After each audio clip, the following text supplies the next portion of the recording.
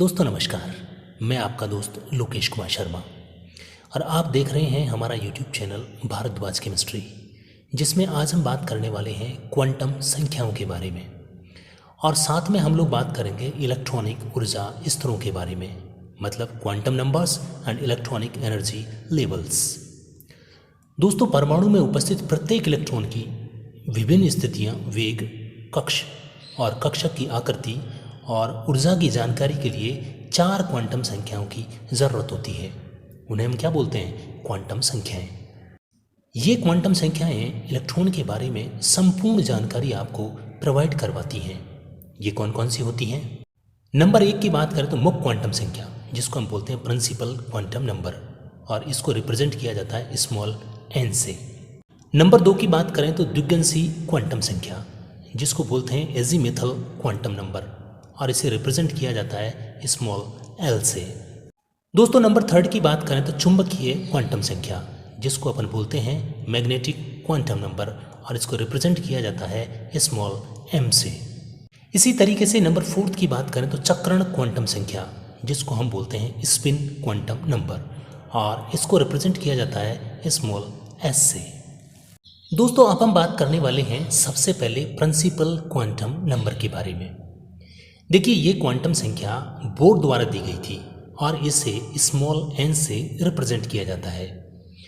ये संख्या कक्ष में इलेक्ट्रॉन की कुल ऊर्जा से संबंधित होती है। साथ में ये परमाणु में इलेक्ट्रॉन की नाभिक से कितनी दूरी होती है ये भी हमें बताती है या उसका ज्ञान करवाती है। मतलब हम कह सकते हैं मुख्य क्वांटम संख्या द्वारा कक्ष का आकार और उसका प्रभावी आयतन व्यक्त किया जा सकता है। दोस्तों, यहाँ पर n जो रिप्रेजेंट करता है वो 1, 2, 3, 4 इसी तरीके से आगे तक हो सकता है। इसी को हम k, l, m, n और आगे तक रिप्रेजेंट कर सकते हैं। देखिए, n का मान जो होता है 1 से और इनफाइनाइट तक हो सकता है। यदि हम इसको डायग्राम के थ्रू समझना चाहें तो देखिए, ये न्यूक्लियस के अंदर प्रोटॉन और न्यूट्रॉन होते हैं। न्यूक्लियस पॉजिटिवली चार्ज्ड होता है। आउटर में जो शेल होते हैं, यदि फर्स्ट की बात करें तो n=1 होगा। दूसरे शेल की मैं बात करूं तो n=2 होगा। तीसरे शेल की बात करूं तो n=3 होगा, जिनको हम k, l, m, n और o से रिप्रेजेंट कर सकते हैं। देखिए, मुख्य क्वांटम संख्या द्वारा जो एनर्जी का जानकारी मिलता है उसके according E=-2 pi square me⁴ upon h² into z² यहाँ हम कह सकते हैं E∝1/n²। मीन्स n का मान यदि हम बढ़ाते हैं तो ऊर्जा के मान में भी बढ़ोतरी होती है या वृद्धि होती है। दोस्तों, अब हम बात करने वाले हैं एजीमुथल क्वांटम नंबर के बारे में, जिसको स्मॉल l से रिप्रेजेंट किया जाता है। ये क्वांटम संख्या सोमरफेल्ड द्वारा दी गई थी। द्विगंशी क्वांटम संख्या का जो मान होता है वो मुख्य क्वांटम संख्या मतलब n पर निर्भर करता है। द्विगंशी क्वांटम संख्या इलेक्ट्रॉन के उपकोष की आकृति और कक्षीय संवेग का निर्धारण करती है। यहाँ यदि हम कक्षीय कोणीय संवेग देखें तो √L+1 h/2π होता है। दोस्तों, किसी कोष में मुख्य क्वांटम संख्या n के मान के बराबर उपकोष होते हैं और n के किसी मान के लिए L का मान 0 से n-1 तक हो सकता है। देखिए, प्रत्येक उपकोष या कक्षक कह सकते हैं, उसकी जो आकृति होती है वो भिन्न भिन्न होती है, जिसे हम L के द्वारा समझा सकते हैं या जान सकते हैं। यहाँ पर हम कह सकते हैं L का जो मान होता है वो S के लिए 0 होता है, P के लिए 1 होता है, D के लिए 2 होता है और F के लिए 3 होता है। दोस्तों, यदि हम आकृति देखें तो जो S कक्षक होते हैं वो आप जानते हैं गोलाकार आकृति में होते हैं, जबकि P डंबलाकार होते हैं, जैसा आप शेप में देख रहे हैं। इसी तरीके से D कक्षक डबल डंबलाकार होते हैं और F कक्षक संकुल की तरह होते हैं।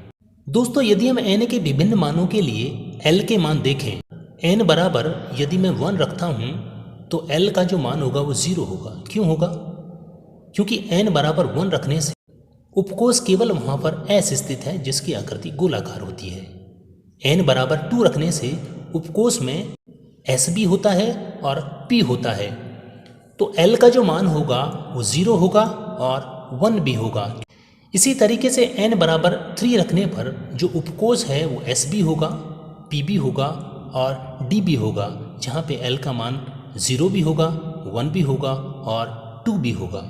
अब यदि मैं n बराबर 4 रखता हूँ तो उस केस में उपकोष S, P, D और F चारों होंगे, जहाँ पे L का मान 0, 1, 2 और 3 होगा।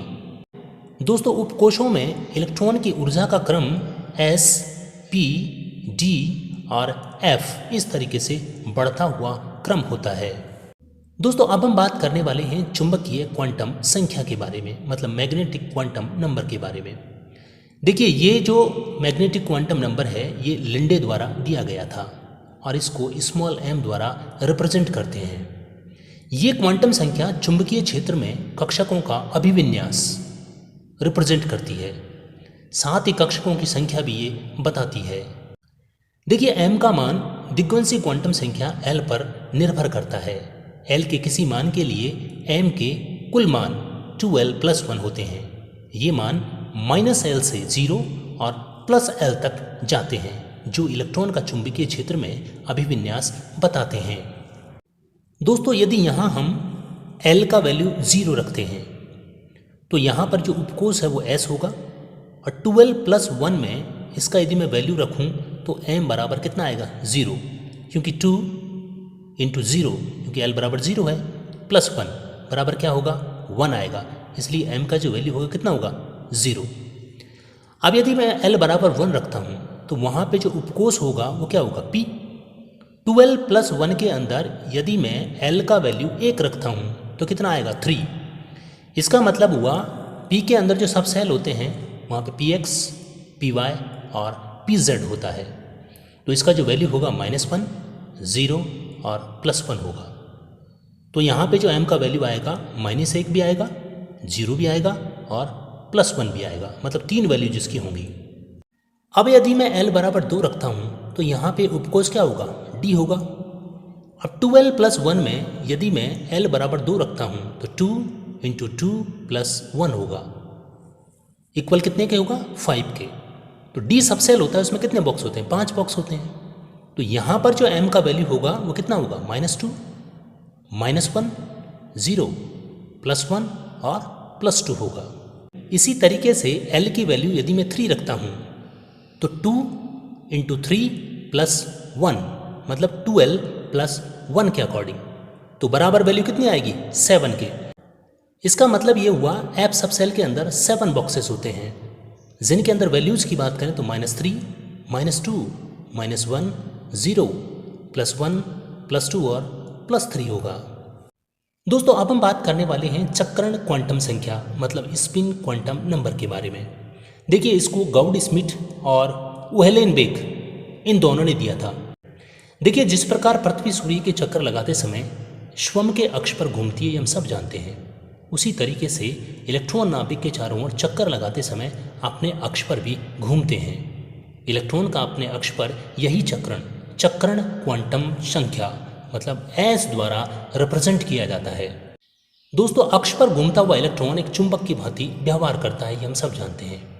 यदि इलेक्ट्रॉन क्लॉकवाइज घूमता है तो जो S का मान होगा वो धनात्मक होगा, कितना 1/2, और यदि ये एंटी क्लॉकवाइज घूमता है तो उसके लिए S का मान ऋणात्मक होगा, मतलब नेगेटिव होगा 1/2। इसको हम डायग्राम के थ्रू भी समझा सकते हैं। देखिए ये इस तरीके से इलेक्ट्रॉन मूव कर रहा है, यहाँ पे जो S का वैल्यू है वो माइनस में है जब ये एंटी क्लॉकवाइज घूमता है, और यहाँ पे जो S का वैल्यू है वो पॉजिटिव 1/2 है जब ये क्लॉकवाइज घूमता है। दोस्तों प्रत्येक कक्षक में उपस्थित 2 इलेक्ट्रॉन के लिए चक्रण क्वांटम संख्या का मान सदैव विपरीत होता है। पहला +1/2, दूसरा -1/2, और ये दोनों विपरीत चक्रण वाले होते हैं। दोस्तों इलेक्ट्रॉन के स्वयं के अक्ष पर चक्रण के कारण उत्पन्न कोणीय संवेग का मान √S S+1 h/2π होता है, जो चक्रण कोणीय संवेग कहलाता है। दोस्तों आशा करते हैं आज का लेक्चर आपको पसंद आया होगा। यदि ऐसा है तो आप चैनल को लाइक करें, सब्सक्राइब करें और शेयर करें। Thanks for watching.